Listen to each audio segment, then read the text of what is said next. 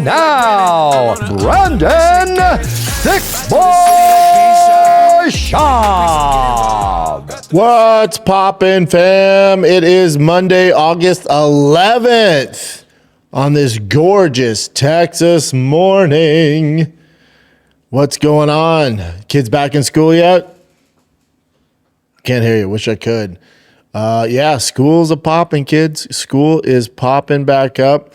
Kids are starting a new school. My kiddos start Wednesday. So Wednesday's the big day. They're a little different than me. I did not want to start school when I was a kid, but these kids are crunk about it. Nerd. But yeah, they can't wait to start their new school, man. Back to school clothes. Did your parents take you back to school clothes shopping? I can't remember, dude. But you weren't at a private school where you have to wear uniforms, right? No. See, my kids in LA, because we had to, were in a private school, so they would wear uniforms. So the back to school shopping was just like, yeah, here's your khakis and blue polo. Yeah. So there's no way to, flex on these kids. Also, you don't want to peacock too much, It's like a fine balance. But can you wear your own different shoes? No, at where the last school they came from, or whatever. No, they had to be certain color shoes. Like you couldn't wear bright Yeezys or nothing crazy. Like they had to be plain colored shoes. So there's no way. You know what? It's basically like the UFC fight kids. They couldn't express themselves with their sponsors and their own shorts and style. Lame. So they took out all the fun. So they basically went. Their school signed the Reebok deal too, so everyone looked the same. Everyone had uniforms, and nobody was getting paid. Yeah. So it was very similar to the UFC deal. But now they're at a public school, so they can express themselves, and they're so crunk about it. And I didn't even think about it. I was like, God, why are you guys so excited for school? Like, you can wear our own clothes. I'm like, oh, that makes sense. That does make sense. Because I didn't have to deal with that as a kid. I went to public school. Dude, they made me cut my hair at my school. Really? The dress code, you can only have a certain length. And I was into metal, so I was like, dude, what are you doing? I want to grow my hair long. Like, dude, how am I going to rock? I headbang. We're not too worried, Chin, about your headbanging. So the kids are crunk, man. But back to school is always good, dude. Back to regular. Both boys start football and baseball. Basti got his first real baseball bat. He's so crunk because, his brother is playing at a high level. So he's still doing his thing. But now he's playing with the 8-year-olds. He's playing up. So he needed a real bat. So he bought his first real bat. You've never seen a kid so crunk about a baseball bat. Because he's always gotten bullshit bats. Because, he's 5. So it's not like he's hitting friggin' dingers. He's not going Oppo Taco with those little bats. But now he got a real bat. So he's crunk, man. Yeah, so full dad parenting mode, man. Kiddos back in school, back to regular schedule. Can't wait for sports to start for them. Just sports in general. But yeah, man, spent the long weekend. We went to San Antonio. Went down there for business. Spent some of my UFC antitrust lawsuit check on a 2009 ZR1. 1,000 horsepower to the wheels. Now, the plan was to pick it up and then drive back with the kiddos in that, and my father-in-law was going to go with me. But then I got in it. It's a 6-speed, it's manual. I thought, probably not the best parenting if I put them in this thing and drive all the way back to Austin. I mean, it's only like an hour and a half. It's just not smart. It's that one there where I have the gray shirt on. Oh, there you go. It sounds like a goddamn gargoyle.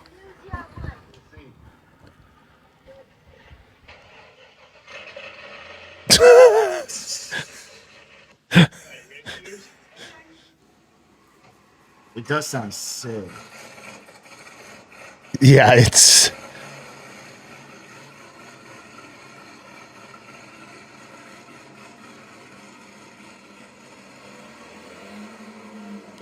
an absolute savage. Fully built, short block built by Texas Speed. It's cool. What color is that? It's called Cyber Gray. Cyber gray. So it kind of looks bluish or no? No, it's like a metallic, darker gray. Yeah, it's an absolute monster. I'm not a big Corvette guy, but for the record, I've never been a big Chevy guy. And then the more I go down this whole car adventure I'm on, it's like, I've always loved Ford, loved Mopars. And then there's a reason why people love the LS platform, and I've never really looked into it. Again, not the biggest Corvette guy, but the 2009 C6 ZR1, the C6s, your boy fucks with. To me, that's one of the greatest American supercars ever made. New ones are cool. Don't get me wrong; they're fucking monsters, and they're so cool. But I just like the C6s. Once they started looking more like Ferraris, not my thing. My original plan was to get that blue. So that's called, the nickname of that ZR1's called the Blue Devil. So to me, the best color is that blue for, the Blue Devil vibe. I'd be down to, it's tough to find. I couldn't find a blue one that I liked with that, but the chrome wheels with that blue is my favorite combination. So I might wrap it. That blue. I think it looks dope. I know agree. That cyber gray is dope. I usually don't like black wheels on cars. Mm-hmm. I think it hides too many things. So I'd like those are the original OEM 18s in the front, 19s in the back. I'd like to switch those out, some CCWs. But it's cool, man. It's cool. That thing's a banshee, dude. It's such a banshee. I did on my Civic, 18s in the back, 17s in the front. But it was stupid because it looked weird for my car. Did it sit up by like it would just look weird, so I just got them all 18. Yeah. Fat tires in the back, and you're gonna need them on that thing. Yeah, that thing is gonna be interesting. It's gonna be fun. It's gonna be so fun to tinker with, and just with that UFC lawsuit check, it was like I was talking to Lex about it. It's like because he was with me in my entire UFC career. So I was like, yes, we're going to invest or save most of this for the kids and family. Yes. I told Lex, I'm like, you got to give me a certain fraction of this payment where I can just do whatever I want, no questions asked. You know how hard I earned this money. Literally earned this money getting punched in the face. He's like, yeah, you're right. And that's what it was. I'm trying to think, if you guys can come up with some good names, I'm going to get some specialized plates. I was thinking about like UFC earned or something like that. CT earned, something like that. A fun custom plate. It's easy to do here in Texas. So I'll come up with something cool. Like THX UFC star, something like that. Because you have to have 7, Got to come up with something fun. Got to come up with something. But yeah, so I went to San Antonio for that. Decided not to drive it back. I'll go back this week and pick it up. But I stayed at my absolute favorite hotel. Shout out to Hotel Emma.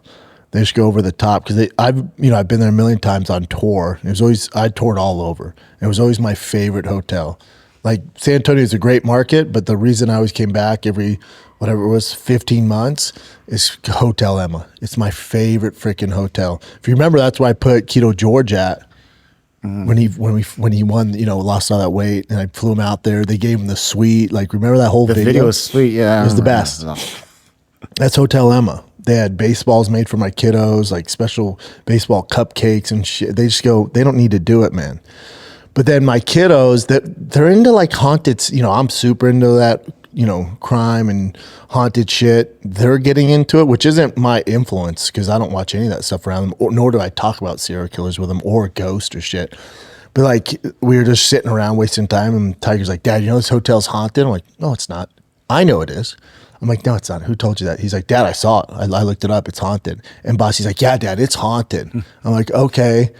And then they went to the workers at the front desk. And they're like, hey, this place is haunted, right? The lady just started ripping off like all these haunted facts. And I was like, oh, I'm screwed. They're not sleeping tonight. I'm going to have to drive home. Like, they're going to be scared as shit. They were so crunk.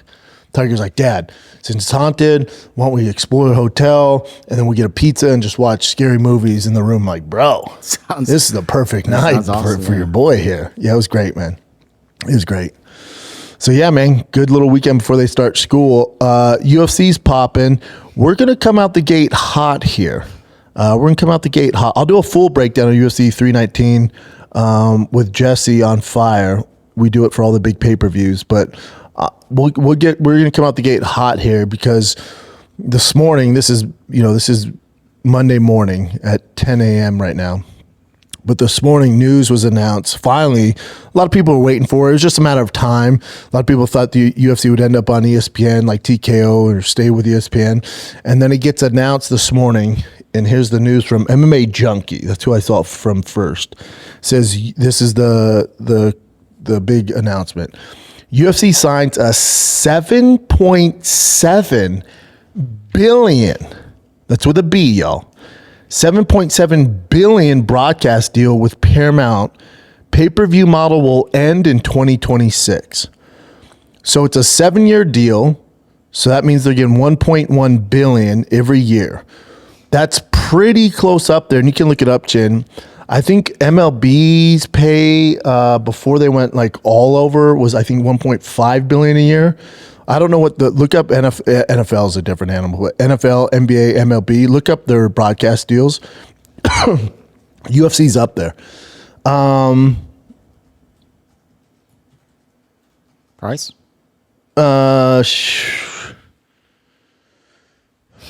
Holy. Well, the NFL's the big dog, so yeah. this just shows you where the UFC's at. NFL is $110 billion. 11 for years. 11 years, but yeah, that's a lot of money. So it's 10 times bigger. Yeah,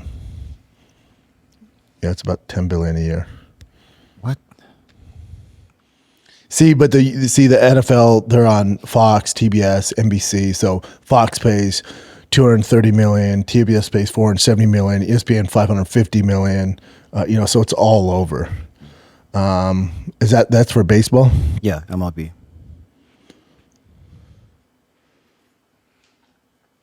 Shit, that's not. Click on the graph at the right there.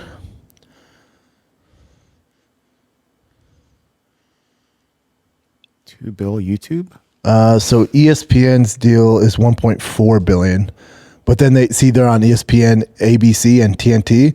So NBA's getting $1.4 billion, $1.2 billion. So they're at $2.6 billion. So this is NFL. This is NBA, and this is MLB. Yeah. And MLB's right up there. And then hockey is just, kind of down at the bottom there. Regardless, the whole weird rant on that sidetrack there was, it's a big boy deal for the UFC. All right, kids, let's take a little break because UFC 319 is here. They're back in Chicago for the first time in 6 years, and boy, are they bringing the heat. You have Khamzat versus DDP, a fight for the ages. Check out the fight card and get in on all the action at DraftKings Sportsbook, the official sports betting partner of the UFC. If you're new to DraftKings, check this out. New customers get 5 and will get 200 in bonus bets instantly. Don't miss out on all the UFC 319 action. Download the DraftKings Sportsbook app now. Use the code SCHAUBSHOW. That's code SCHAUBSHOW for new customers to get 200 in bonus bets instantly when you bet just $5 buckaroos. Only on DraftKings. The crown is yours. Gambling problem? Call 1-800-GAMBLER. In New York, call 877-8-HOPE-NY or text HOPE-NY 467-369. In Connecticut, help is available for problem gambling. Call 888-789-7777 or visit ccpg.org. Please play responsibly. On behalf of Boot Hill Casino and Resort in Kansas, 21 and over, age and eligibility varies by jurisdiction. Void in Ontario. Bonus bets expire 7 days after issuance. For additional terms and responsible gaming resources, see dkng.co/audio. Go back to the headline there. I'm surprised. I shouldn't say surprised. I didn't think the UFC would ever give up that pay-per-view model because they have a pay-per-view built-in audience who's used to that model. But then when I saw this news, I'm like, all right, well, let's think about it. If you're the UFC, and this is what it is, I'm not being negative. If you look at the track record of pay-per-views in the UFC over the last 6 years, it's in a massive decline. It is. I think even ESPN, you can look this up. You don't have to look it up, Chin, but for those of you listening, you can look this up. Where ESPN released their annual payout to the UFC, and this year compared to last year's was a lower pay than last year's, and that's based off pay-per-view buys. So it's constantly trending down. Now, it's not all the UFC's fault, right? Like, what's the UFC to blame for with lower pay-per-view numbers? Quality of cards, lack of UFC pay-per-view stars. So that's kind of on the UFC. But the third thing that they can't control is piracy. So the young kids stealing, having access to that, using VPNs that you can't trace. So just the piracy of the pay-per-view is, I would say, probably the majority of why the pay-per-view numbers are in a decline. But then the UFC is at fault for lack of stars and quality of cards. So the whole landscape has changed. It's the perfect storm. So you're getting a lower pay-per-view buy rate over the years. So I think the UFC looked at that and went, yeah, we do have a pay-per-view, built-in audience, but the numbers are going down. We don't have the same stars. It's also, our business model has changed. We're more about just putting content out, opposed to when we were growing the sport, putting, what made us different than boxing is if you bought a pay-per-view, you were getting 5 badass fights. They went away from that. They get in bed with TKO and boxing. And now the model's more like boxing. Yeah, it's not as bad as boxing, but they're definitely trending that way. Like 2 weekends ago, Fight Night, that's the first card that I didn't watch live. I watched it after the fact. And it almost seemed like a PFL Bellator vibe. We're like, it's on. It's something to do, I guess, if there's nothing to watch, but there's no names on there. It's just checking the box that they're making ESPN happy, delivering a fight card. And that's not what the UFC did to get to where they're at, but it's just the landscape we're dealing with. So I think the UFC said, okay, we can't control the piracy. Remember when Dana warned everybody, said we're going to go after one, and we went after that guy. Has anybody ever heard about that guy? Have you ever seen a name or anything? Say, oh, he's doing 10 years to 15 years in prison. Whatever the fuck. Like, that was just a threat that never came to fruition. Like, the kids are just too good at interneting these days. You're not going to catch them. And with the ability to hide VPNs in your location, like, they can't control it. So I think the UFC was like, all right, this is only going to get worse. Our model isn't based on stars anymore, which that's what your pay-per-view model lives on. So it made sense to go with the pay-per-view model and just do one price on Paramount Plus, and then you get it free on CBS. And I'm hoping that they're doing that in order to grow the sport because, again, it is what it is. The numbers are down in America. So I'm hoping this gives more access to the casuals so we get more fans on board. That's what we want here. But you still have to have stars, so they're going to have to fix that issue. And they're trying their best, but, it's tough, man. But when I see all this, and I know people are sick to death about talking about fighter pay and how the UFC is fucking the fighters over, and I'm on record saying, I don't know if there's another way to do the fight business. And history would show that I'm on the right side of this because no other mixed martial arts promotion has ever made a profit except for the UFC. They're all out of business, or they're all going out of business. You have PFL, but they're on fucking the Titanic door freezing in the water. It's just a matter of time for they go under. They keep getting some funding, but the gig is up, dude. So the UFC is the only one who's been able to maintain all these years since 97 really? 90. You could say they started in 93, but really 97 with the big boom, pay-per-view and all that. So they've been the only profitable organization. So one might say, well, this is just fighting. Like, it's not the MLB, it's not NBA, it's not the NFL. There's no union. There's no other way to do it to make this is the fight business, and it's dirty. You might be right. And I am sick of talking about it myself, even though we haven't talked about it a little bit. But when I see the $1.1 billion a year, my first initial reaction was, oof, God, the fighters are fucked. And then I read no paper and went, oof. Now, a lot of you are celebrating this. You're, man, have you ever seen how much it costs to be an NFL fan? If you want to watch every NFL game, you're looking at like $1,000-something. It's like $1,400, I think. Like a month. It's fucking expensive, dude. It's super expensive to be an NFL fan. To watch every single game, you got to be a fucking psychopath to watch every game. But, just to be able to watch every single game, it costs a lot of money because they're on all these different networks. You got to pay for Amazon, Apple. They're all over the place. I don't think that's the way to do it. But again, they're crushing it. So for the UFC to be, on Paramount Plus, on major network CBS, this is huge. But when I see that, I go, oh, the fighters are so fucked. Because now they get $1.1 billion regardless of ratings and all that. But and it's a small fraction, so you're not going to make a business decision off the minority here. But you got to realize this is what's at stake. There's a small fraction. I'm talking 0.3% of the UFC roster that became champions and got pay-per-view points. And that was life-changing money. For the rest of the 99% of the UFC fighters, they're not making life-changing money. They're making good money, but when they retire, they're going to have to figure some shit out. For the majority of them, when you get done, it's not the NFL, it's not NBA, there's no 401k, there's no health insurance, there's none of that. So when you get done, let's say you're making $500,000 a year, even $1 million a year, you're not set. 99% of them are not set when they get done. That's why you see all these guys with YouTube channels and doing all this other shit and TikTok dancing and trying to create a established Instagram and social media and all that shit. They don't want to do that, but they're trying to build their brand outside of just fighting. So when they get done, they can parlay it into something else. Okay. That's 99% of the NFL. Or I'm sorry, the UFC. They are not set.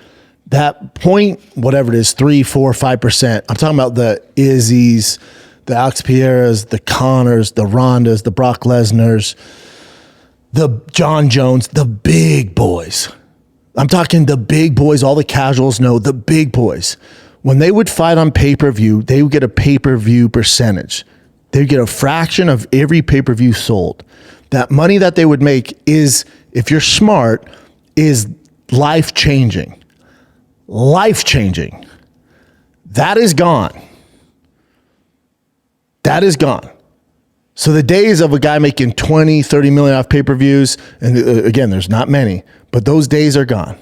So if you're a Ilya Topuria, I'm talking, the next wave. If you're Ilya Topuria, a Tom Aspinall, Islam Makhachev, a Khamzat, a DDP, Marab.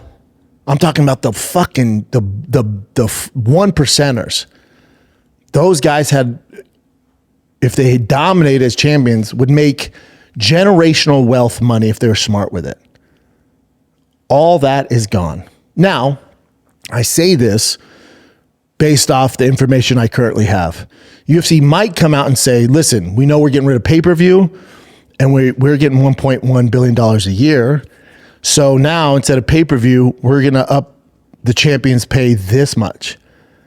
But it will never reach the amount of pay-per-view points.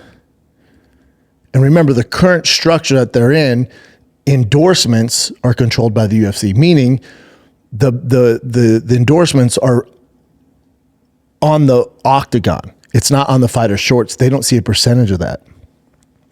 So when you're listening to this and you find out that the UFC is making $1.1 billion. Now remember, they were getting $500 million. They've doubled their pay. Again, they've doubled their pay. Do you think the UFC is going to double the pay of the fighters? Do you think they're going to double the pay of the UFC champions? Probably not. I'll tell you what they're probably going to do, knowing the UFC like I do. They're going to announce there's going to be a pay increase of 5 or 10% maybe. And that's going to check the box for most of the sheep out there. They go, see, they're paying them more, but I want you to remember, and the UFC deserves it, and I'm not saying this might not be the way to do it, but I just want you to know how fucked up the fight business is. They've doubled their profit. And the fighters are staying exactly the same. Does that make sense to anybody out there? This is the fight business. This is what it is. So when you guys go, oh, you're so passionate about McConnell taking money, this is why. This is why. They will fuck the fighters at every opportunity, and that is the fight business. And most people go, that's the business. And I'm with you. I don't know if there's another way to do it. And there's no way to recoup, or there's no way to challenge the UFC. Those days are gone. The time to do this, it's already, the toothpaste is out of the tube. There's no going back. It will forever be like this. UFC does not have to make stars anymore. They're set. You're getting cookie cutter. If you hated what you're getting, like these past few fight nights, get used to that, because now they're guaranteed that money. So the day and age of building star, all that's gone. They don't have to anymore. They don't have to do any of that. They get $1.1 billion regardless. There's no incentives. There's none of that. All that's out the window. Because the UFC, when they had a pay-per-view model, were forced to build stars in order to get money based off pay-per-view. They got rid of that model because they're done building stars. Those days are done. It's not good. None of this is good. It's good for Dana. It's good for TKO. It's good for the shareholders. This is all bad for the fighters in every facet. Now you might say, well, they're going to get more exposure being on Paramount Plus and people don't have to pay for it. You're right. But remember, more exposure doesn't mean more money. It's more money for the UFC, more money for their sponsors inside the octagon, for the brass. Not for the fight. The fighters have no control now. They lost all that. And I would argue they lost that when Dana announced the Reebok deal, which was my issue, which is kind of how I have a platform. And I was the fighter going, wait, hold on here. Remember, I was working for the UFC. I was doing analyst work, breaking down fights on UFC Now, one of the first shows. And even on the show, I went, oh, hold on here. And I was very loud and outspoken about it, and I got fired. I got let go because of that. All good, makes sense. I wouldn't keep me either. And I just couldn't believe everyone along with it. I think that was the first sign where Dana kind of implemented these strict rules that fucked over the fighters, and there wasn't a big uproar, was there? He kind of got away with it. And the UFC went, oh, we're good. And now we're here. And they've doubled their revenue. But the fighters are getting paid exactly the fucking same. Okay. Okay.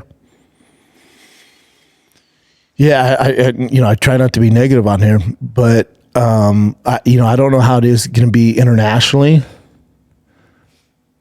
because international, they still have room to grow there. So if anything, I think they're going, all right, North America's set. We're getting 1.1 billion. They're going to eat whatever the fuck we give them. We're getting paid regardless. But we can continue to grow internationally, so you can get a more focus on the international fighters than you are the American fighters. That's how this goes. But the day and age of the Connors, the common UFC fighters, it's not going to affect them really, because they're never going to get pay-per-view points and they're getting more exposure. So the majority of them are going, oh, cool, man, I'm on CBS, I'm on Paramount Plus. But for the outliers, for the guys that are actually the game changers, the generational talent, this is a disaster. The Topurias, the Makhachevs, I went through the whole list. Those outliers are never going to make generational wealth. They might increase their pay a little bit. Man, Topier's getting $5 million a fight, and you guys are going, oh, fuck, that's great. It's good. It's good. He had potential, if there's a pay-per-view model, of making 20, 30. Who knows how much? But those days are gone. So I don't know. We'll see how it goes. We'll see if they announce something to tickle your fancy and go, we're actually going to do a 10% increase, which still ain't good. We're doing a 20% increase. Okay, keep going. They're already underpaid. But they don't have to. They don't have to. There's nobody that's going to speak up. They're just not. There's not. But you're saying you're still waiting to find out exactly what's going to happen as far as the payment. I'm waiting. Right? I could tell you what they're going to do. I'm waiting because I don't want to, jump to conclusions over 30 years of the UFC being in business and knowing how they operate. But I could be wrong. Maybe one of those rich dudes, gets a feather up his ass and goes, man, we're making so much fucking money. We've doubled our profit. This is a bad look, man. We're basically doing fucking slave labor here. And someone goes, yeah, let's give them an increase. How much? 5% will shut the sheep up. And that's usually how it works. But again, I don't want to jump to conclusions. But I see this, I go, oof, that's bad for the 1%ers.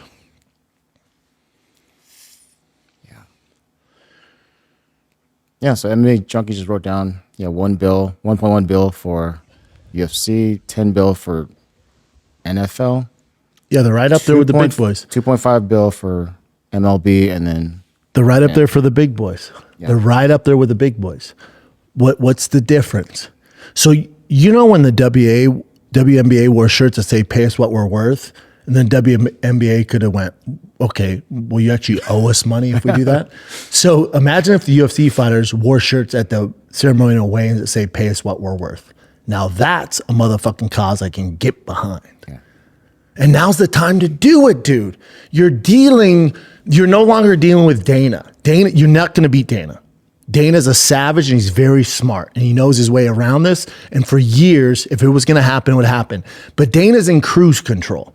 Dana's focused on TKO, boxing. He's busy with that shit. He's busy with Slap Fight League. He's busy hiring promoters to push the brand. Influencers to push the brand that don't know shit about the fighting. And he's crushing it and you got fucking $1.1 billion a year. You're no longer dealing with Dana. You're dealing with suits who are, they're not used to fighters, who are terrified, dude. So if you're going to do it, now would be the time. You can scare this. You're not going to scare Dana. If Dana was scared, trust me, he would have bent the knee a long time ago and you guys would have got equal pay. You can scare these suits who aren't used to this kind of platform. You can scare those boys. The same suits, you're talking about the same suits from these major networks that got scared during the BLM shit and all that and doing, DEI hires and all the woke movement, those are the same bitches running this league now. The suits, the corporate. It's all corporate now. You can scare corporate. Dana's not corporate. You're not going to scare a guy like Dana. He's a savage. Have a feeling today's going to be a great day. Yeah. I'm with him, dude. I'd be celebrating my ass off. Could he look any more like a villain from a Batman movie? He definitely looks villainous. But he's earned it. And Dana's not the enemy here. Go for the suits who get scared if someone tweets out you said something negative about fat girls. Those are the suits you're dealing with. So when you wear a shirt, if they're not going to, but if UFC 319, if Khamzat DDP wore shirts that say "Pay us what we're worth," and people threw green dildos at them as they weigh in, like the WNBA, buddy, you're gonna make some noise. And now's the time, because it doesn't come into 2026. Now's the time to negotiate, because the league you're fighting for is guaranteed $7.7 million. So before that kicks in, now would be the time to rally the troops. If any time, the time is now. That the guy that the last stage, the boss, the final boss is Dana White. He's kind of 1 foot in, 1 foot out. You're not dealing with him. Go for the suits that get scared. But you have some smart minds get behind it and they'd have to organize it. And buddy, I've seen how that goes and it's a nightmare. So taking a little break here, kids. I want to jump right back into breaking down DDP Khamzat, because this episode of the Schaub Show is brought to you by Progressive Insurance. Fiscally responsible, financial genius, monetary magicians. These are things people say about drivers who switch their car insurance to Progressive and save hundreds, because Progressive offers discounts for paying in full, owning a home, and more. Plus, you can count on their great customer service to help you when you need it, so your dollar goes a long way. Visit Progressive.com to see if you could save on car insurance. Progressive Progressive Casualty Insurance Company and affiliates. Potential savings will vary, not available in all states or situations. Progressive. Because imagine if the WNBA, and the only reason I keep bringing up WNBA, I hate WNBA, but I don't hate it. I don't watch it. I shouldn't say I hate it. If my daughter's playing basketball, I'd be wearing fucking green dildos on a hat and say rah rah WNBA. I'd have a WNBA fucking tattoo on my neck if my daughter played for the WNBA. What I'm saying is they're the only league that's talking about pay. So they're relevant to the comparison of the UFC. Both of them aren't getting paid, but one of them is profitable in a major way. So if you want to make some waves, even though, the public will feel sorry for the WNBA, right? Because they don't know the actual numbers. It's basically a make-a-wish for the NBA. They're like, yeah, we'll do it and we'll keep paying out our ass for it. And no one's feeling sorry for the big shredded dude who fights for a living. They're just not. So it's never really a thing that sticks. Fighter pay is never really a thing that sticks. And if you are an influencer, a content creator, a guy like me, where the fuck I am, that wants to talk about fighter pay all the time, you're going to lose your audience. That's just the world we're in. And you'll see at UFC 319 during media day, they're going to jack Dana off so much. And they should. This is a big accomplishment. Good for him. He's crushing it. Again, Dana's not my target. He's done his job. But I just want you to see the journalism is going to be jacking Dana off. There won't be one person that goes, quick question. So in 2026, when you get rid of the pay-per-view model, you guys double your profit. And it's guaranteed. You're doubling your profit. Last year and the previous years, you're making $500 million. Now you're making $1.1 billion. How will that increase the fighter pay?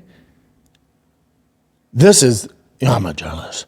This is a simple question that anybody with any sort of brain cells should ask.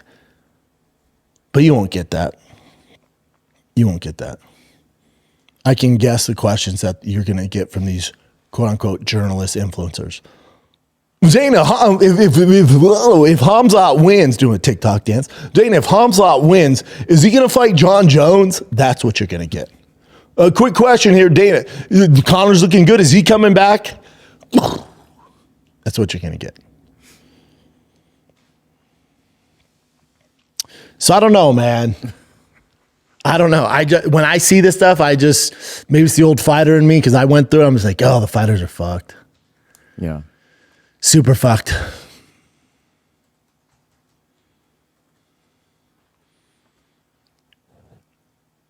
Paramount Plus? Fuck yeah. Okay. Landman's on there. Fucking Yellowstone, 1883, 1923. What else is on there? Mobland. Bro, Paramount Plus is fucking fire. Dexter.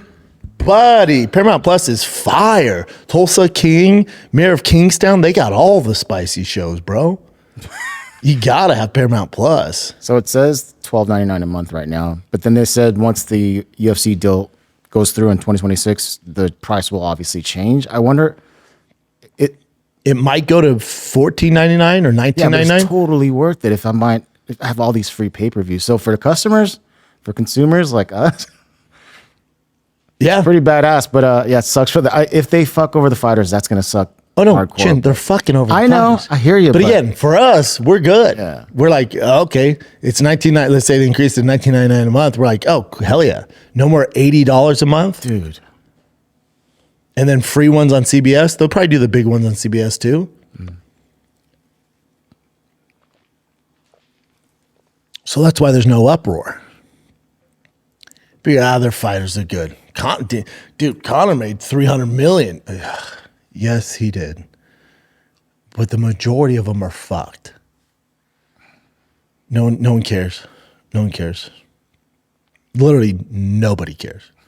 The fighters themselves don't care. The managers don't care. Dana sure as fuck don't care. The fan base doesn't care. So nothing's. I don't know why I bring this shit up. I just wanted you to look at this at a different angle where everyone's celebrating, jacking everybody off. Like, okay, I just want you guys to know I know how this goes. It's great. For UFC fan, I'm fucking stoked. This is cool, man. But here's one way to look at it. It fucks the fighters over even more. And now they're even more incentivized not to create pay-per-view stars. Ugh. And we have a star problem. And the UFC knows that. That's why they signed this deal. It's not good for the overall game, is what I'm saying. It's just not. In any capacity. But here we are. Big news. And good on Dana for getting it done. Again, Dana is not the enemy here. He's doing his job. And he's done it better than anybody. And kudos to him. I'm proud of him. What he did is fucking insane. Legendary. There'll never be somebody better. The other end of that is the representation for the fighters. There's none. There's none. So I just go real quick. Good job, dude. What about these guys? Not to Dana. He's doing his thing over here for the suits. Hey, you guys are new here, okay? The new guys, you guys double your profit. What about the guys that are responsible for that? What about them? There's time to do anything, it'd be now. Not once the deal starts. And there's smarter minds out there that can figure this out, and they're lawyers and managers, but who's going to rock the boat first? It's never worked out. It's never worked out.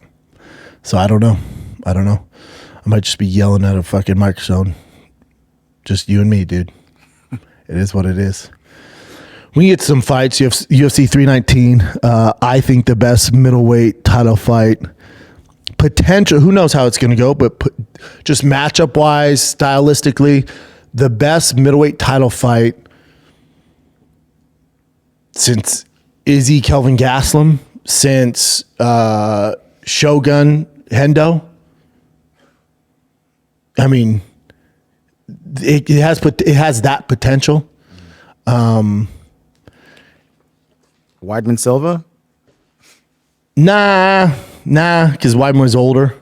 They're both in their prime, and I think we're gonna see this fight probably 3 times, depending how it goes. Now, on one end of the spectrum, again, usually I can be wrong. Sometimes I'm right. Sometimes I'm fucking right on the nose. A lot of times I'm off. MMA is tough to predict. So, given an idea of how this fight's going to go, I usually, even if I'm speaking on my ass, I can come up with a narrative to influence some people into thinking that this guy's going to win or this guy's going to win. And I truly believe it. And sometimes it happens, sometimes it doesn't. That's MMA, right? In this one, I literally don't know how it's going to go. I don't know. There's a few questions that can only be answered the night of the fight, and neither fighter's can give away their game plan. My question is, for Khamzat Chimaev, one thing that makes him special is there's not too many guys on the roster, if any, that can survive the first round with him. He comes out like a fucking Chechnyan demon in that first round, and I just don't know who can survive that. It's such a tidal wave, and his grappling so fucking good. I don't know who can survive that. And that's what got Khamzat to the dance. This is what makes Khamzat so scary, so special. Does he get to this point in a title fight where he knows he's fighting a bigger dude, a durable dude in DDP, where he changes his game plan and he's worried about cardio or worried about gassing out, and he takes it down a notch? So instead, is he going to come out and he's in the 6th gear in the first round? Or does he plan for the later rounds and now we see him at a 3? Because Khamzat at a 3, to me, isn't world-class level. What makes him special is who the fuck can survive those first 2 rounds. There's not many, but you're dealing with, I think, the toughest guy in the UFC, the most durable guy in the UFC. Does Khamzat pull back a little bit? And then we see kind of a humanized Khamzat. You know what I'm saying? Do we see that? Can DDP survived that first round? I don't know. If anybody's going to, it's DDP. And Khamzat knows how durable, how tough he is. I've personally seen Khamzat's grappling and wrestling, and it's fucking mind-blowing. He is such a generational talent. He is such a freak. I've never seen DDP in practice. I don't know. I've seen him in the UFC. He's pretty fucking good, if not one of the best. But I don't know. I just don't know. I don't know if DDP's at his level grappling-wise. I don't. We're going to find out, and I cannot fucking wait. I'm just so curious if Khamzat's like, we're going to continue to do what got us to the dance, and for those first 2 rounds, good luck. Good fucking luck. We don't care who it is. We're focused on Khamzat. Good luck surviving this. Because I can't emphasize enough. I've seen him go against world-class wrestlers. World-class. Jiu-jitsu, wrestling, grappling, and fucking toy with them. And not small guys. Big dudes. Big dudes.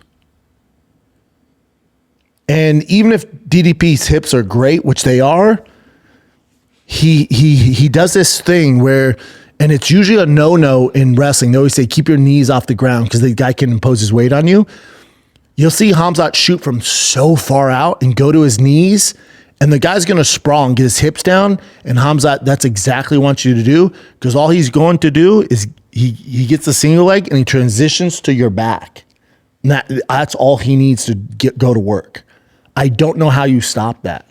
I just don't. I see him do it in practice, I see him do it in training.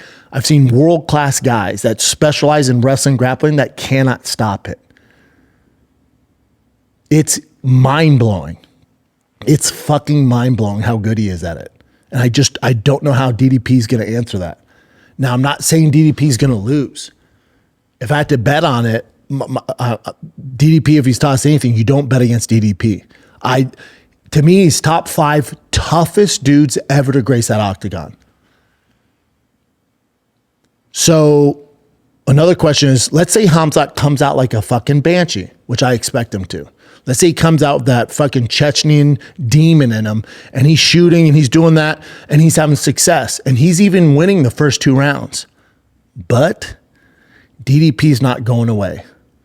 I think I could see it the first 2 rounds. Khamzat's dominating. Like DDP's getting up and he's getting back to his feet, but he's getting taken down. Khamzat's getting his back, but he's not finishing him.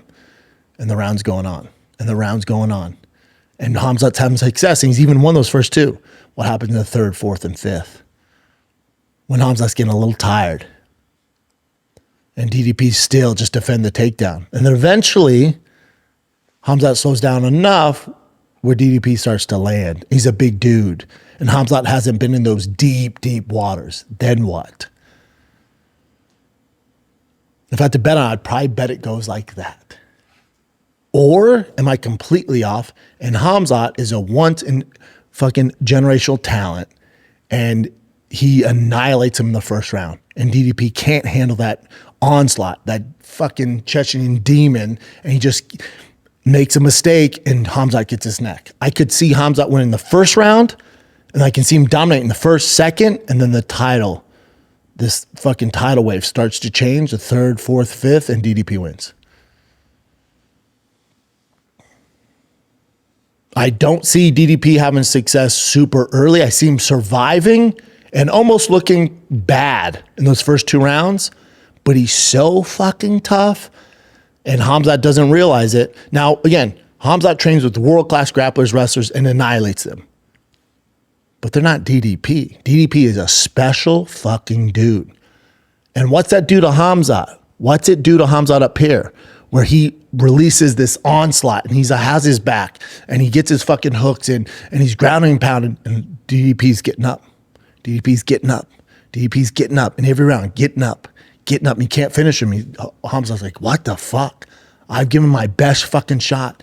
This giant Southern African's still fucking there, and DDP's smiling between rounds. He's such a savage. He's smiling. And that 3rd round starts, and then you slowly start to see DDP pick him apart from the distance, leg kicks. those blitzes, those weird, awkward blitzes. And then he lands a takedown. Then what? In the 4th round, he's having some more success. I could see him finish him in the 5th, or at least win a decision. If I had to bet on it, bet on DDP. That's probably how the safe money, that's how it goes. But again, I don't know how this fight's going to go. It could be Khamzat's so fucking good, he gets a hold of DDP's jaw, and even though DDP is the toughest guy in the fucking world, one of the toughest guys I've ever seen, he snaps his fucking jaw like he did Whitaker, and we're not even having this conversation. There's also that, and that's how good Khamzat is. But if the UFC came and said, hey, who do you think's the toughest guy to grace the octagon? Possibly ever? It's DDP. There's no quit in him. There's nothing. Even when he's tired, there's no wavering. And I will always bet on that guy. When the going gets tough and they've taken their best shot and you're not having success, what do you stand on, dude? And DDP never wavers. He never has, man. It's tough to bet against that. And I cannot wait. This is the first time where, in a long time where I'm like, Saturday, shut it down. We're not doing anything else besides UFC 319. I have got to see it. I cannot fucking wait. This is a generational matchup. You have an undefeated boogeyman Khamzat, and you have the toughest fucking title holder I've ever seen in DDP. He's awkward. He's big. He's a fucking savage. I have to see this fight. This is when the UFC's at its best. This middleweight fight is what makes mixed martial arts and the UFC better than any other fucking sport on the planet. This kind of matchup. And what I hope it's like the Kelvin Gastelum Izzy fight. I hope it's like the Shogun fucking Hendo fight. I hope it's back and forth, and the fans get a fucking trilogy for the ages. The Gotti Ward fight, that's what we want. That's what we want. And this has that potential. Now, all this could go out the window, and Khamzat's this fucking freak and goes in there and breaks his fucking jaw in 30 seconds. And we're like, all right, well, fuck it. You know? It'd be good for Khamzat, it'd be a disaster for the UFC. UFC needs this. I need this. You know? We need this. Lerone Murphy and Aaron Pico. I love Aaron Pico. Going through the history of Bellator and PFL fighters coming out of the UFC, usually their debuts, UFC jitters are real. It's not Bellator, it's not PFL. You're in a different fucking stratosphere. There's more pressure. Looking at, Pico's opponents, he's never faced someone like Murphy. Not even close. Murphy would probably beat every guy Pico's fought in one fucking night. That's just the level he's at, and that's his first intro to the UFC as the co-main event. I'm praying to God Aaron Pico wins, even though I'm such a UFC homer. I don't like when these guys from other leagues come in and do well, but I love Aaron Pico. This is such a tough fight for him. Yeah, it's just like you're dealing with a new atmosphere. It's a new league. There's new pressure. And not only that, but you're fighting the toughest guy by leaps and bounds you've ever fought in your career. Good luck. Because this is the big show. This is the big show. So we'll see how it goes. It's an extremely tough fight for Aaron Pico. But I love Aaron. I hope he pulls it off. It's going to be tough. Carlos Prates, take my fuck money. Jeff Neal, take my money. Jared Cannonier, Michael Venom Page. That one's, I'm like, that's interesting. It's a weird matchup. Jared Cannonier, tough as they fucking get. Used to fight at heavyweight. Let's see how he responds to Michael Venom Page. That one's either going to be awesome and MVP knocks him out with a highlight, or you get 3 rounds of Jared Cannonier wrestling him. There's no in between there. The prelims are good. The early prelims are good. How dare you? You got Brian Battle and Edson Barboza. Edson Barboza and Close as your fucking second fight of the night's insane, dude. That makes it a great card, though, because I know all these fights are great. Again, this is the new UFC fans like, oh man, this card is pretty cool from top to bottom. Mm-hmm. And those old heads are going, welcome to the old UFC. Last break, kids, then we'll jump right back in and bring this episode home. This episode of the Schaub Show is brought to you by Sure Shot. What's Sure Shot? Well, it's the world's first alcohol detoxifier that reduces blood alcohol content in as little as 30 freaking minutes. That's right, sober on up in as little as 30 freaking minutes. So have those shots, have that extra wobbly pop while you're watching UFC 319, and you're good to go. When you use Sure Shot, you get a sharper mind and body, liver support, well-being boost, gut support, hydration. So when you're ready to drink, make sure you bring your companion, and that's Sure Shot. Just go to sureshot.com.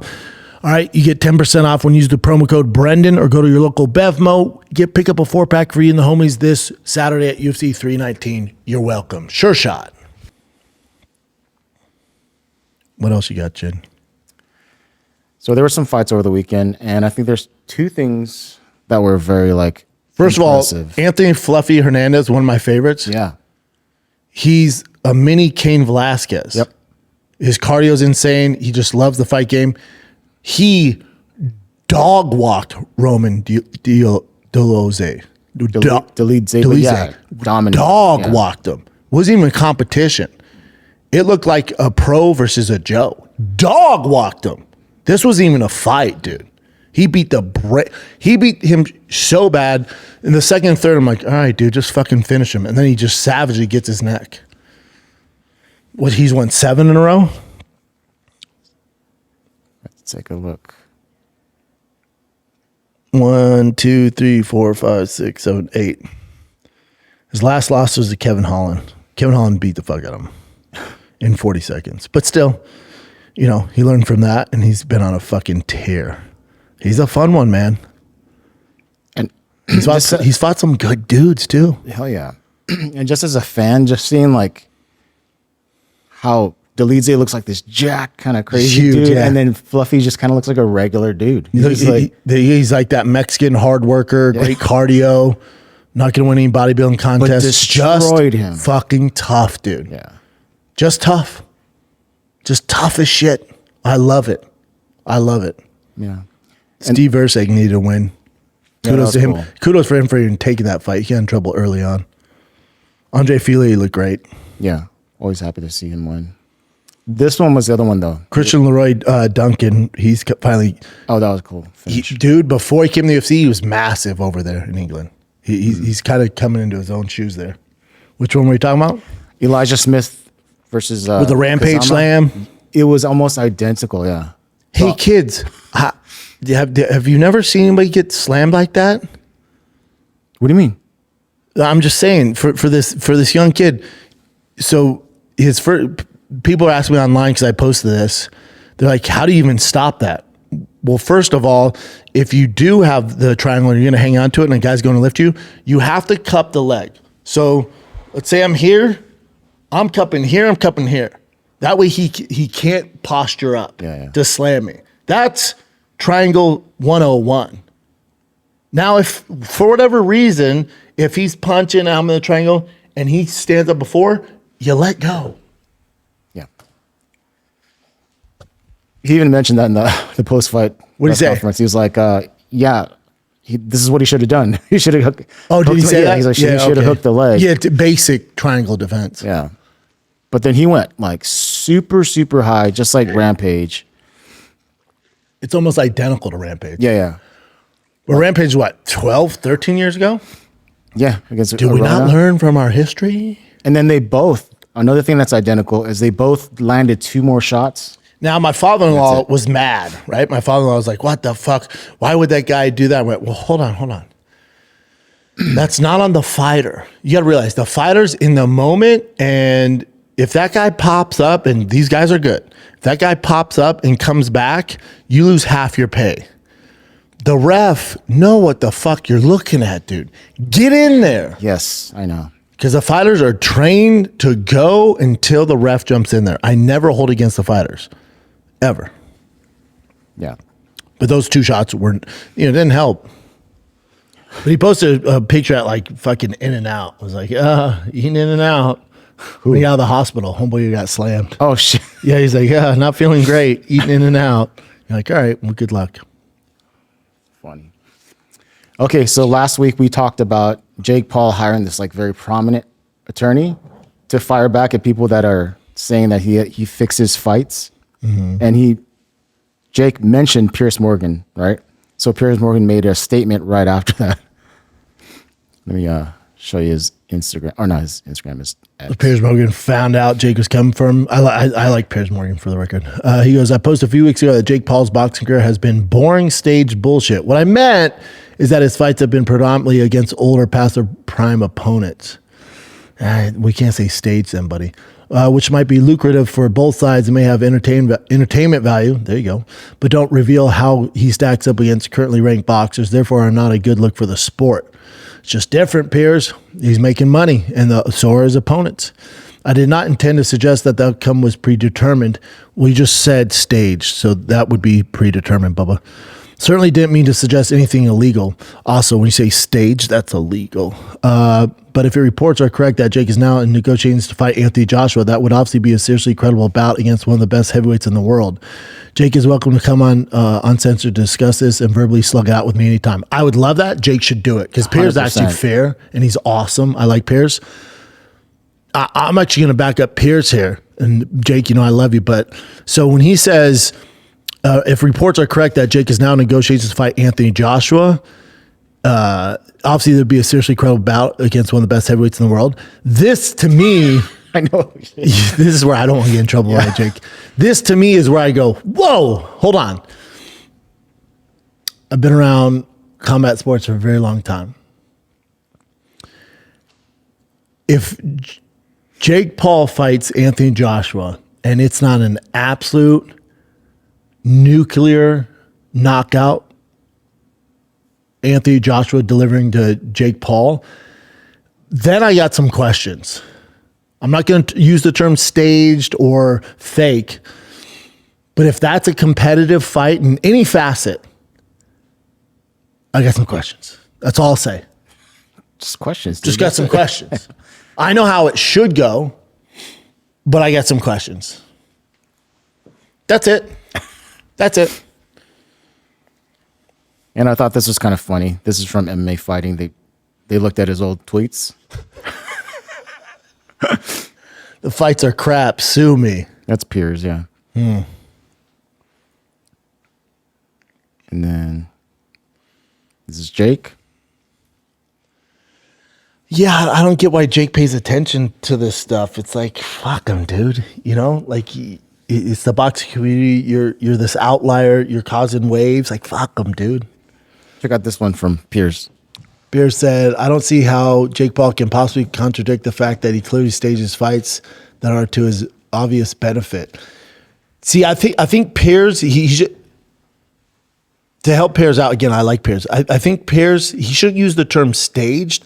I think he should say, I don't see how Jake Paul can possibly contradict the fact that he clearly stacks the fights to his benefit. Now, the matchups are clearly calculated in Jake's favor. That doesn't mean that they're staged or they're fake. Mm-hmm. Now, you can criticize him for fighting older fighters, especially the Mike Tyson fight. You can criticize him for that, and rightfully so. He should be criticized. But also, he's making tons of money. So if I'm Jake, I don't give a fuck. And then Dylan Dan said, I think he's ruined the sport, 100% ruining the sport. I think people are starting to catch on, though. I just if you're watching Crawford and Canelo and then thinking that what Jake and Tyson are doing is the same thing, you don't know fucking fighting. They're two completely different things going on. One's a spectacle, one's a combat sports spectacle, and then one's an actual tip of the spear, bar none, best of the best combat sports fight. They're different, and you can have both. Yeah. We still watch them all.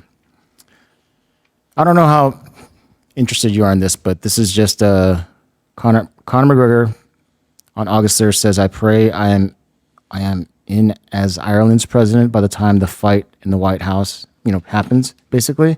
And then Chandler wrote 335 days, which is like basically saying that's the date. I'm over all of it. I figured you would be, but this is And then you see, I hope Conor comes back, but then you see him like on the Mitch, like, holy shit, he's slow. that's what I was gonna ask you. What do you think? And of we've this? gotten so many videos of him just doing this.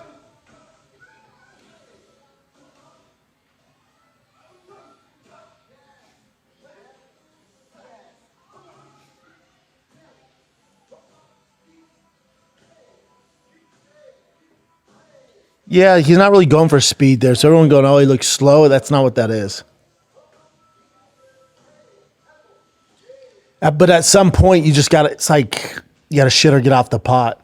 Yeah. But so the one thing about this though that gives him some credibility is I think Connor and John Jones, they both did like officially sign up back to the drug testing pool. Like recently too.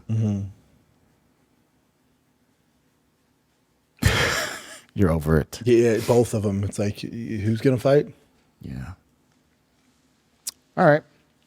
What do you think about these odds for Darren Till versus Luke Rockhold? And this is just for boxing. Telling you, man, y'all got to pay attention more to Darren Till. He left the UFC and he's making some fucking waves. He's a monster, dude. So yeah, so Rockhold is a underdog at plus 220, and then you see Darren Till is a minus 260. Yeah, that's fair. Especially, the current landscape, what Darren Till's been doing. Go down. Further? Right there. This is Till talking about Rockhold. He goes, I actually think Luke could have been the greatest of all time, like truly. What gets Luke in trouble is his ego, his pride, how vain he is, and all that stuff. When you put that together as a collective, psychologically, he fails at it. And that's what happens with Luke. His ego is too much. You can't have an ego like this in this game. Might be some truth to that. That's interesting. Might be some truth to that. Yeah. Luke's so talented. Darren Till's spot on. Darren Till's also another one who's so talented. Yeah. Take a look in the mirror. Both of them are so talented.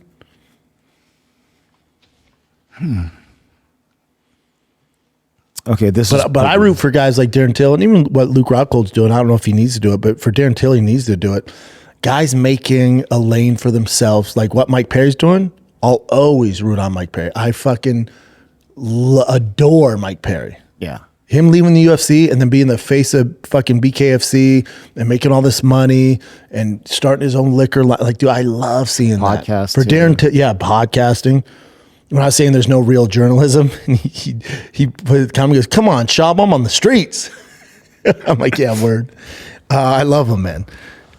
And I love what Darren Till's doing too. Like, you know how hard it is to leave the UFC and then stay relevant, stay in the public eye and create a lane for yourself? It's so hard. It's just as hard as making it to the UFC. Might be harder. Let me ask you this then.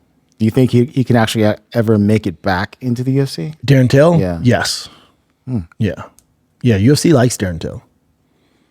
And it's not like Darren Till's name has gotten any smaller. He's only gotten bigger, and he's got more experience. I don't know why they wouldn't. And they need stars. You know how big of a name Darren Till is, man. All right, this is like Darren Till, JDM. Darren Till, I mean that's at 170, but let's say at 85. Darren Till and DDP already fought him, beat the shit out of him, but that's old DDP. And that's old Darren Till. Yeah. I mean, if he gets back into shape, yeah. Okay. Moving on. So Charles Oliveira versus Rafael Fiziev. They're going to be headlining a card in Rio de Janeiro fight night. And this is pretty quick. It's a fun matchup. It's a great matchup. I love watching Fiziev fight. I just think for Charles, like, why so soon? Yeah. I know he wanted to come back and fight in Brazil, and the word is a lot of guys were like, nah, I'm good, man. But Fiziev took it, obviously. It's pretty soon, man, after that brutal knockout. Yeah, that was a bad When you're at knockout. his level, it's like, wait, dude. Like, we know come back early, he's never benefited anybody. Just wait, dude. But let's fight in his hometown. He's a legend. That's a great fight. Stylistically, it's a great fight. And he wants it, like you said, so...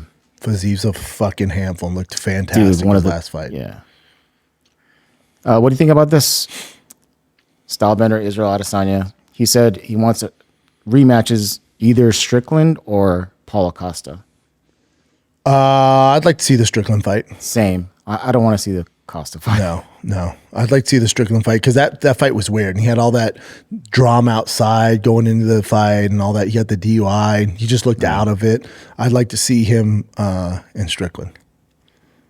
Cool. Do we know how long Strickland's suspension is? You know, I think it's 6 months. It wasn't going to be that long. It's just because he walked into a cage. And Stupid. Yeah, smacks Yeah. him.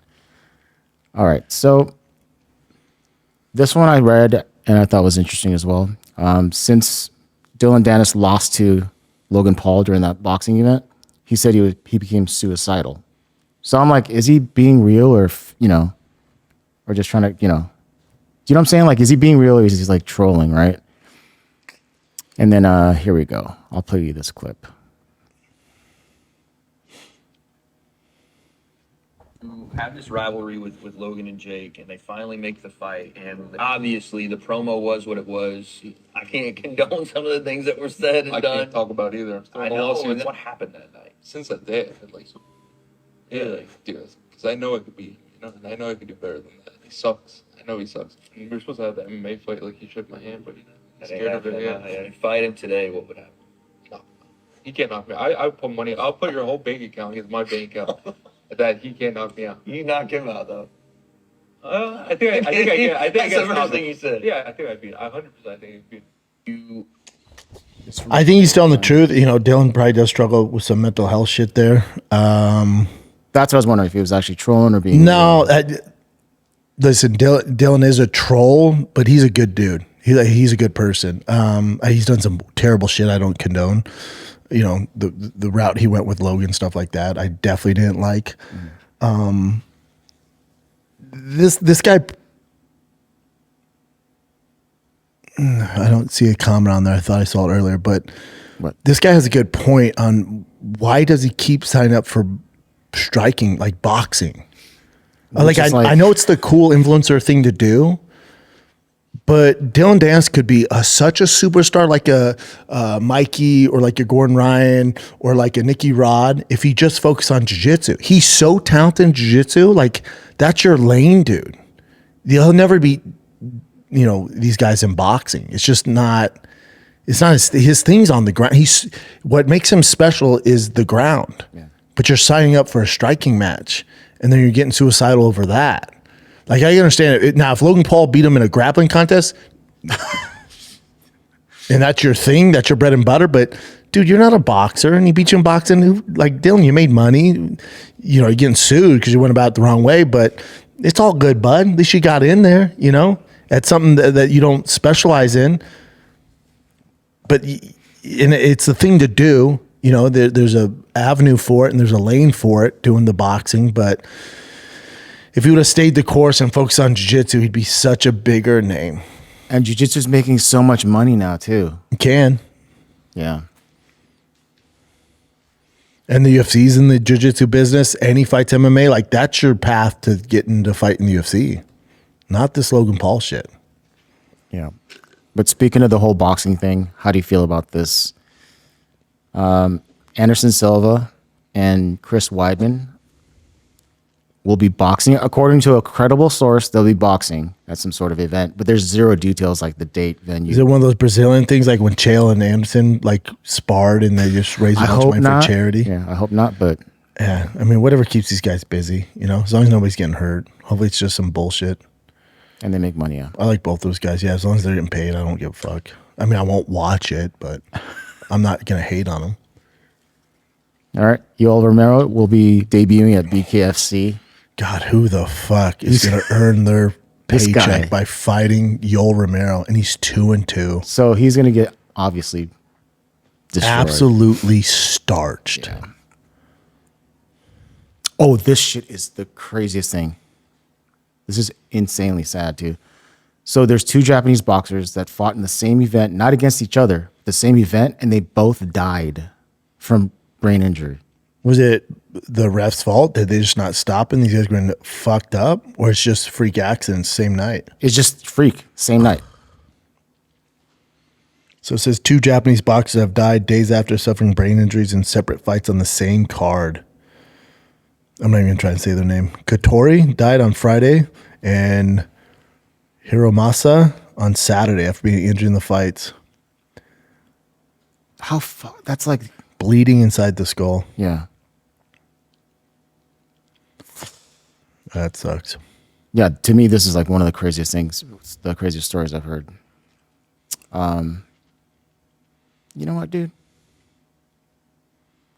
Nothing too Yeah, I crazy. don't care about that Artem stuff. Yeah, so don't worry about it. Oh, just 2 more. This one I thought was funny. This is just MMA fighting saying rumor. Theo's already in the seat for UFC 319. Bro, I'm not going to take credit for this, but I am. Go for it. When we did King of the Sting and Theo was just getting in the UFC, he would show up for the main event or the main card, like the third last fight, and I roasted him. I said, dude, you know how fucked that up is? You know how fucked up that is? Yes, I remember this. Do you remember this? Yes. I was like, dude, the real fights are on the prelims. Those are the guys you need to watch. Those are guys fighting for their meals. Those are the guys that need support. And Theo was like, Theo made some joke, and now he does it. Yep. Just saying, I was the first one to call him out, be like, you can't show up for the fucking main card. Don't be that guy. And now he's doing it. And you'd always call him out for his his shitty tweets. God, dude. That was funny. And the last one. Yeah, the real fans, like that gentleman said, don't miss the prelims. Don't be that guy that shows up just for the main fucking card. I hate that. Yeah. And plus, you're paying so much. I don't know if Theo shit. pays, It's bullshit, dude. All right. So DC, Daniel Cormier posted this. Our own boy, Georgie. Remember that clip of him in Islam? Where I'm like, who's this guy? Yeah. So DC posted this. Give me 1 sec. Who this guy? He don't have questions. Look at Georgie. He just produces this. He listens to us. I'm gonna. Look, Georgie put on their brother. It's me. I like Georgie's all, huh? Yeah. I love it. What a sweetheart. Yeah. Georgie blowing up, dude. I love to see it. I just talked to him the other day. Good. Yeah, Georgie blowing up. You got love from Islam, DC. I love to see it. Is that it, brother? That's it. All right, kids. That's it, man. You have UFC 319 this Saturday. I cannot wait. It's must-see TV. First time in a long time I'm saying this. This is a middleweight title fight for the ages. This fight is fucking 2 of the very best in their prime going at it for the world fucking title. It is the UFC at its finest. Please tune in. It's UFC 319 going down. The Boogeyman, Khamzat versus DDP, one of the best to ever do it. They're both in their fucking prime. Let's fucking go. UFC 319 this Saturday. Enjoy it. Like, subscribe, do all the stuff. The TRX giveaway ends this month. All right. This is the last month. I'm sick of promoting this thing. 4 months is way too much to promote a truck. I've been driving around. It's absolutely insane. It's a 2024 final edition supercharged V8 Hellcat TRX with over $50,000 in mods. The winner also gets $10,000 cash. We have new merch coming for the last week. It's the best merch I've done. Go on over to drivefastallgas.com. Anything you buy on the site automatically enters you to win this badass Ultimate Dad rig. Get it while you can. It ends this month. Get you some. All right? That's it, kids. DriveFastAllGas.com. UFC 319. It's going down. I love you guys. Thanks for watching, subscribing, doing all this stuff. I'm out. What's up, guys? I'm giving away the Ultimate Ram TRX with over $50,000 in upgrade. This is one of one. You won't find another TRX on the road, or a truck for that matter, like this truck that I've built. It has over $50,000 in upgrades, and this truck could easily be yours. All you gotta do is go to drivefastallgas.com, pick up some merch, you're automatically entered to win. It's that easy. Good luck.